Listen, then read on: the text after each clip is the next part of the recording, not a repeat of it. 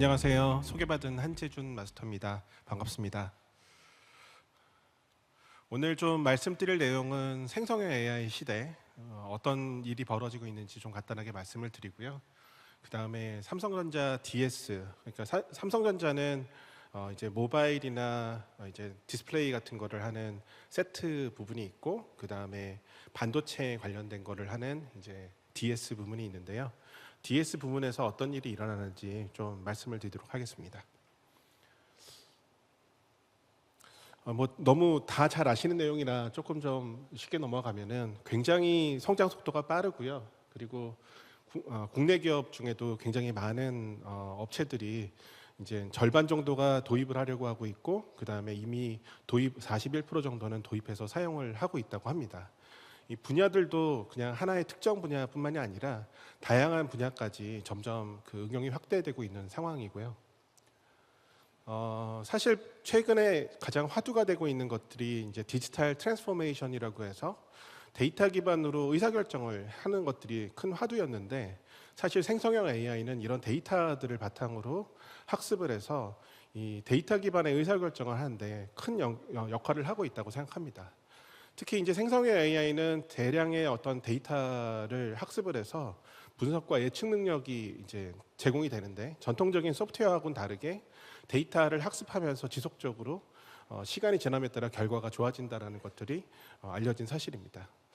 기업에서 사용되고 있는 가장 많은 이제 영역으로는 IT나 오퍼레이션, 그다음에 엔지니어링과 이제 연구개발, 그리고 커스터머 서비스, 디지털 마케팅 같이 거의 전 영역에서 사용이 되고 있는데요.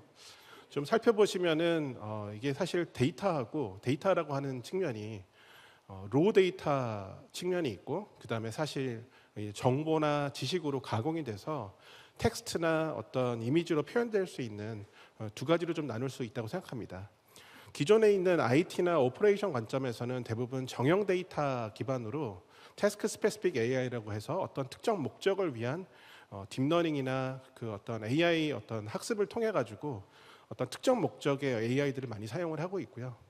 요 커스터머 서비스라든지 엔지니어링은 굉장히 사람의 어떤 지적 능력이나 지식을 요구하는 부분들이어서 그런 많은 텍스트 데이터나 이미지 데이터를 활용을 해서 생성형 AI들이 점점 도입이 되고 있습니다. 그래서 결론적으로 말씀을 드리면, 문서화된 정보가 많이 활용되는 분야는 생성형 AI가 기존에 있는 태스크 스페시픽 AI를 대체하거나 같이 활용되는 추세가 점점 진행되고 있습니다.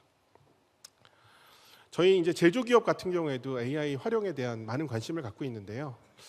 과거에는 아까 말씀드린 것처럼 특정 목적의 어떤 기능을 향상하기 위해서 기능에 대한 정의를 하고 그 데이터를 모아서 학습을 하는 방식으로 어떤 기능을 제공을 했었는데, 최근에 이제 생성형 AI가 발전되면서 데이터를 모으는 방식이 아예 바뀌었습니다.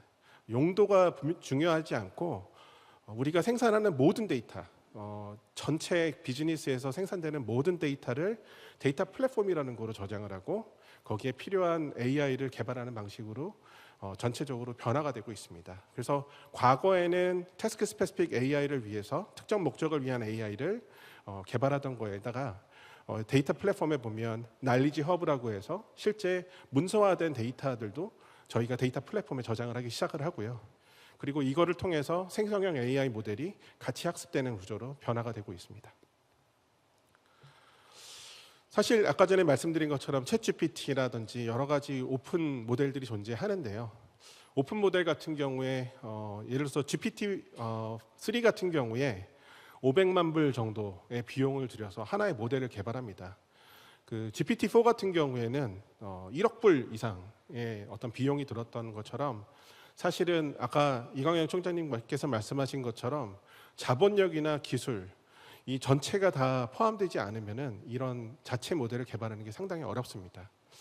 한편으로 이런 외부 생성 모델을 사용하는 것은 장점도 있습니다. 굉장히 많은 데이터와 자본이 들어간 어떤 결과물이기 때문에 뛰어난 성능을 가지고 있고, 사실 직접 개발하지 않고 우리가 필요한 것을 활용하기 때문에 개발 비용도 크게 들지 않고요. 그 다음에 일부 서비스에는 맞춤형 서비스를 제공하고 있습니다. 하지만 이거에도 마찬가지로 한계가 좀 있는데요.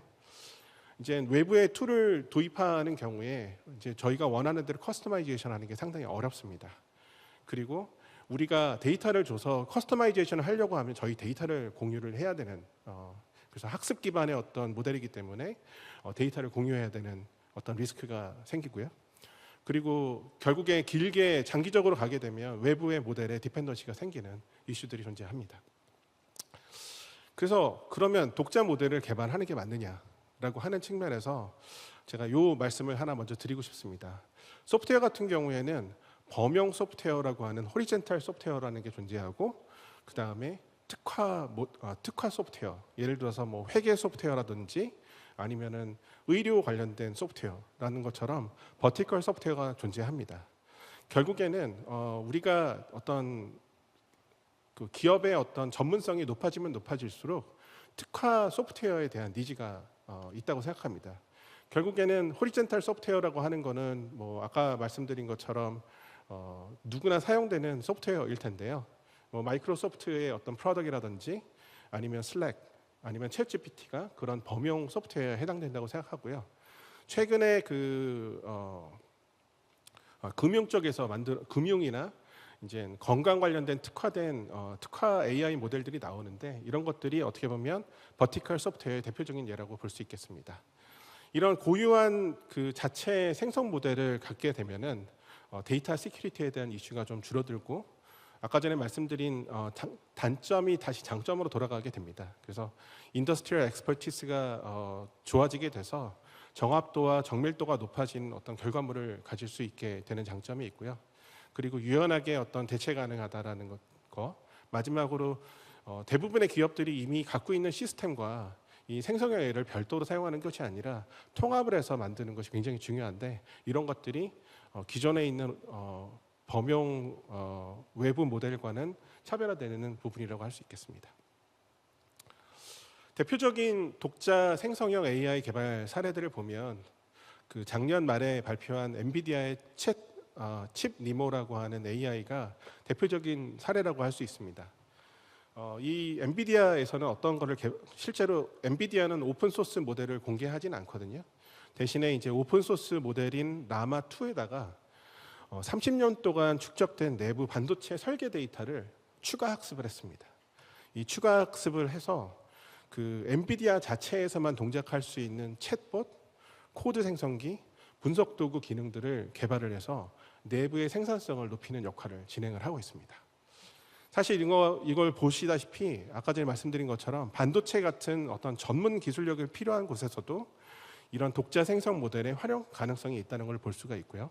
그리고 이런 독자 그 생성 모델을 만들기 위해서는 아까 전에 말씀드린 것처럼 30년간 축적된 내부 데이터가 존재하는 것처럼 자체 전문 데이터베이스가 구축이 반드시 필요하다라는 것을 알 수가 있고 이런 다양한 특화 생성 모델이 어떤 생산성 향상에도 도움이 된다는 것을 볼 수가 있습니다.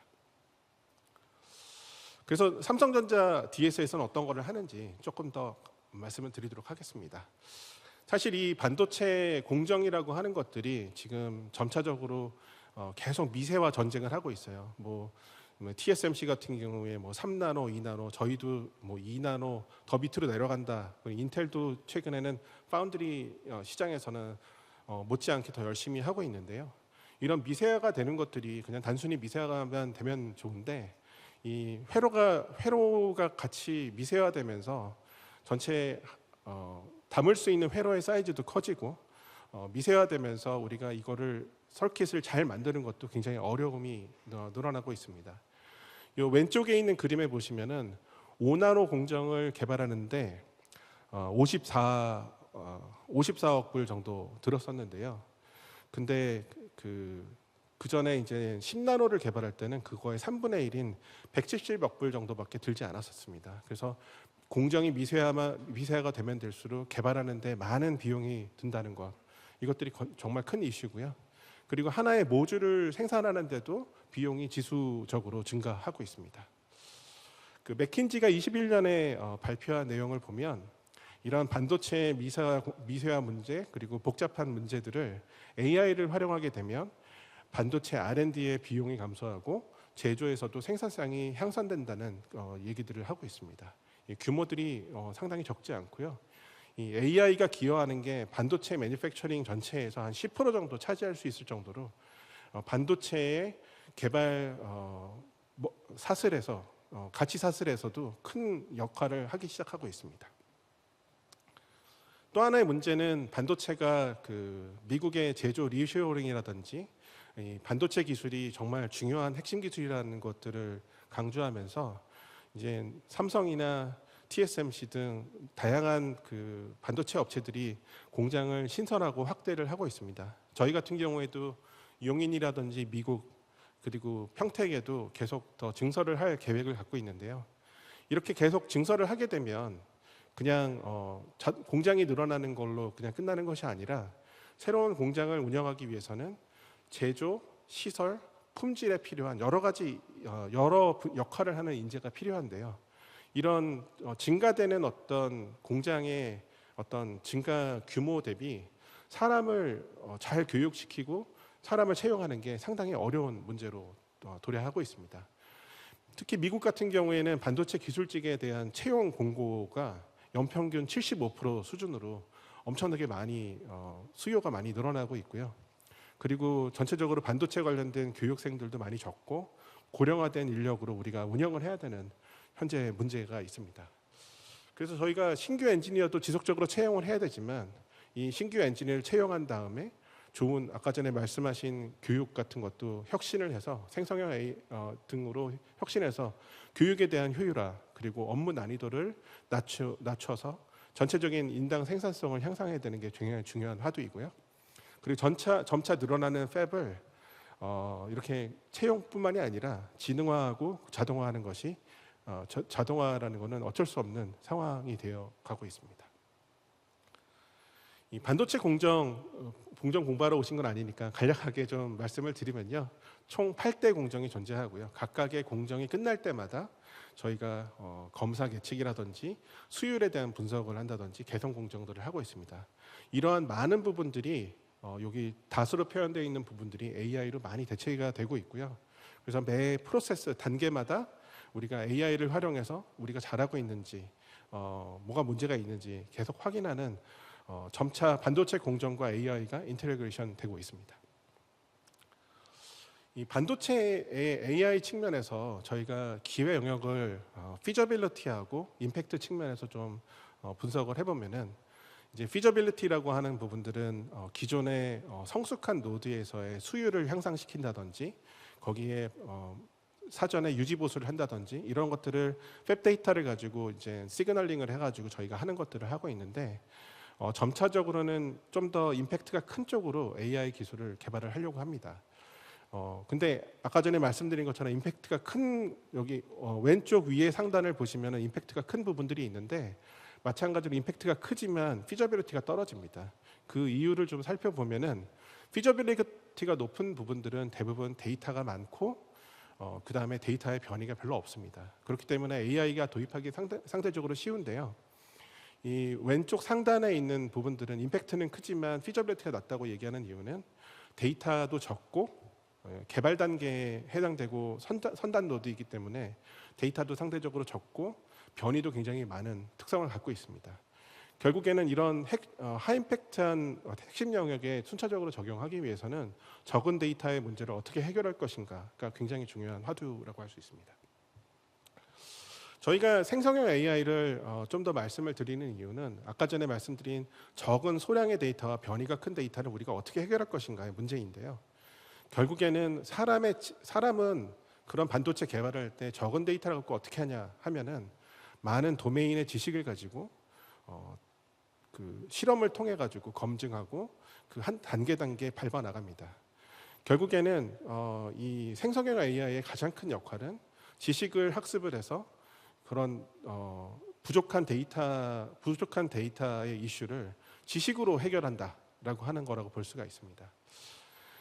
여기에 나와 있는 두 가지 키워드가 굉장히 중요한 부분이라고 할 수 있는데요. 결국 엔지니어들이 단순 반복 작업들을 함으로써 실제 생산적인 일을 하지 못하는 부분들이 많이 있는데요.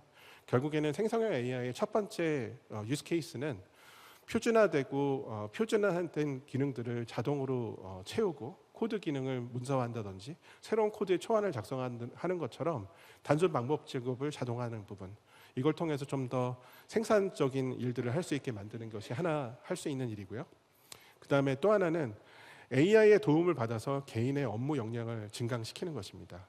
전문성이 낮아도 어떤 AI 툴을 통해서 그런 전문성을 보완할 수 있고, 그리고 교육 시스템 같은 경우에도 AI 챗봇을 통해서 신규 채용한 사람들이 더 빠르게 업무 역량을 강화할 수 있는 것, 그리고 데이터 분석 및 예측 기능을 제공해서 좀 더 그 데이터 기반으로 의사결정을 할 수 있게 만드는 것이 중요한 화두라고 할 수 있겠습니다. 생성형 AI의 저희가 바라보는 지향점은 이 현재 그 한계를 바탕으로 말씀드릴 수가 있겠는데요. 이 생성형 AI의 가장 큰 장점은 인간 수준으로 언어 능력을 갖고 있다고 하는 건데, 여전히 엔지니어링 프로블럼을 풀 수 있냐라고 하면 홀루시네이션이라고 하는 문제 때문에 좀처럼 엔지니어들이 믿지 않고 사용을 하고 있습니다. 그래서 우리가 이제 포커스하고 있는 거는 엔지니어링 문제를 이해하고 논리적으로 해결할 수 있는 생성형 AI의 개발이 필요하다라고 하는 거고요. 자율주행 같은 어떤 시스템을 보면은 우리가 현재는 거의 운전자 보조 시스템이라고 해서 운전을 하는 운전자의 일부 뭐 차선을 이탈했다든지 아니면 차선을 유지한다든지 이런 기능들을 제공하게 되는데, 장기적으로 보면은 운전자를 대체하는 기술, 오토노머스 드라이빙이 도래할 건데요. 마찬가지로 그 반도체의 어떤 비즈니스 관점에서 보면은 지금 현재는 질의응답을 하는 수준이고, 그 다음에는 운전자를 보조하듯이 개발자들을 보조하는 코파일럿 기능, 그래서 엔지니어가 문제를 정의하면 생성형 AI가 그 문제에 대한 해결책을 제시하고, 그 해결책이 실제로 의미가 있는지 없는지를 엔지니어가 판단해서 실행하는 그런 개념이 될 거고요. 장기적으로는 오토노머스 드라이빙처럼, 완전 자율주행처럼 생성형 AI가 문제 상황을 발굴하고 조치 사항을 결정하고 실행한 다음에 결과를 엔지니어한테 알려주는 에이전트 기술로 발전할 것이라고 생각합니다. 그래서 저희가 바라보는 거는 반도체 R&D의 코파일럿이라고 하는 컨셉을 하나 고민을 하고 있는데요. 이 반도체 AI 같은 경우에 어떤 고객이 원하는 스펙을 전달을 하게 되면 TD라는 곳에서 이 TD라고 각각의 어떤 업무 부서에서 스펙으로부터 어떤 결과를 내는 것들이 있습니다. 뭐 다양한 데이터를 만들고 리포트를 만들고 하는 기능들이 있고, 그 다음에는 디자인을 하고, 그 다음에 공정을 개발하고 제조를 하고 인스펙션을 하는 그런 단계들이 있는데요. 이 각각의 어떤 전문 영역에 있는 사람들은 자기의 일은 잘하지만 그 주변에 있는 업무 다른 부서에, 사실은 우리 반도체라는 거는 스펙부터 프로덕트까지가 전체 잘 만들어져야 가능한 건데, 안타까운 거는 그 전문가들은 전문 영역 외에는 주변에 있는 다른 영역을 알지 못한다는 게 가장 큰 문제라고 생각하고 있고요. 그래서 저희가 지금 하고 있는 일은 이런 전체적인 어떤 프로세스에서 나오는 다양한 데이터와 날리지를 통합으로 학습하는 멀티모달 파운데이션 모델을 개발을 하고 있습니다.